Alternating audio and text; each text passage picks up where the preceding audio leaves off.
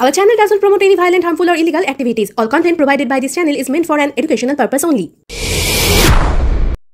দাদা এটা আপনাদের বলি, এটা ভীষণভাবে ক্ষমার অযোগ্য কাজ হয়েছে এবং এটা নিয়েও রাজনৈতিক দল, সামাজিক সংগঠন এবং সমস্ত সংগঠনে প্রতিবাদ করা উচিত।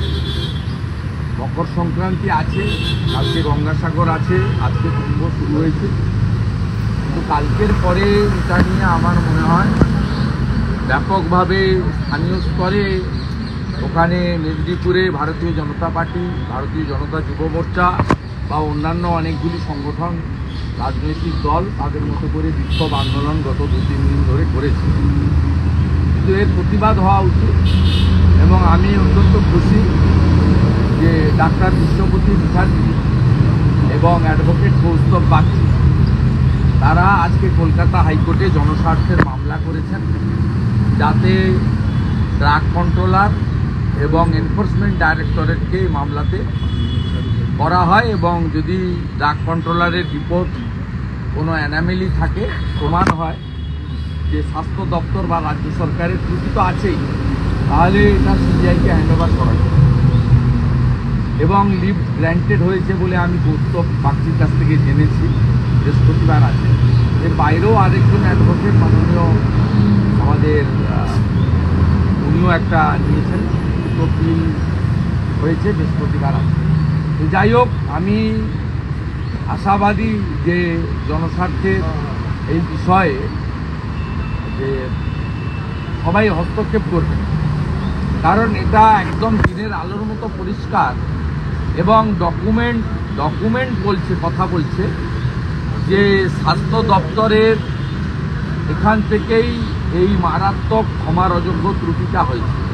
কর্ণাটক সরকার 13ই ডিসেম্বর লিখিতভাবে, যার ডকুমেন্ট আমার কাছেও আছে, আপনাদের কাছেও আছে, 13ই ডিসেম্বর পাঠিয়েছে এবং তারপরে আপনারা দেখেছেন যে রাজ্য সরকার একটা দায় সারা 5 জানুয়ারি এই কোম্পানির স্যালাইন এবং অন্যান্য ওষুধের জন্য না বলেছিল, কিন্তু তারপরেও ইউজ করা হয়েছে এবং বেলা 12টা নাগাদ, আমি ব্যক্তি কেউ নয়, অ্যাজ এ এলওপি, আমি এ বিষয়ে টুইট করা এক্স হ্যান্ডেলে দেওয়ার পরে 2:48 আবার হোয়াটসঅ্যাপ মেসেজ দিয়ে বলা হয়েছে যে এটাকে বন্ধ করো। সবগুলো সুপারকে, এমএসডিপিকে, সবাইকে বলেছে এবং রিটার্ন মেল এবং হোয়াটসঅ্যাপ নম্বর স্বাস্থ্য ভবন থেকে দিয়েছে। এখানে যে পাটে মমতা ব্যানার্জি স্বাস্থ্যমন্ত্রী তার ত্রুটি বা নারায়ণ স্বরূপ নিগমের ত্রুটি, সেটা হচ্ছে 1 নম্বর, এই স্যালাইন প্রকিউরমেন্ট সেন্ট্রালি করা হয় স্বাস্থ্য ভবন থেকে টেন্ডারের মাধ্যমে। দ্বিতীয় হচ্ছে 13ই ডিসেম্বর কর্ণাটক সরকার বলার পরেও প্রায় 3 সপ্তাহের বেশি, 1 মাসের কাছাকাছি এই বিষয়ে সরকার কোনো পদক্ষেপ গ্রহণ করেনি। এটা ক্ষমার অযোগ্য অপরাধ। তৃতীয়ত, যে কোম্পানিকে 22 সালে যে টেন্ডার ছিল তার 6 মাস টেন্ডার এক্সটেনশন দিয়েছে স্বাস্থ্য দপ্তর, এটাও একটা ক্ষমার অযোগ্য ত্রুটি এবং এর পিছনে অর্থ আছে, এটা আমি দাবি করি।